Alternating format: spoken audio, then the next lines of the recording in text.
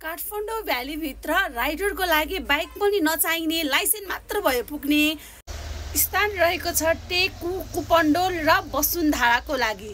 तलब रहेको छ 15 देखि 16,000। यो भिडियोलाई अन्तिमसम्म हेर्नु है त। वसुन्धरामा रेस्टुरेन्टको लागि 2 जना राइडर, तलब रहेको छ 15,000। समय रहेको छ बिहान 11 बजेदेखि साँझ 8 बजेसम्म। खाजाको पनि सुविधा भएको, महिनाको 1 दिन पनि छुट्टी।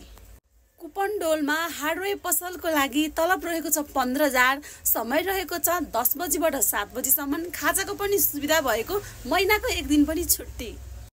टेकुमा खाद्यान्न स्टोरको लागि डेलिभरी बोय आवश्यकता, तलब रहेको छ 16,000। समय रहेको छ 9 बजीबाट 7 बजीसम्म। खाजाको पनि सुविधा भएको, महिनाको 1 दिन पनि छुट्टी।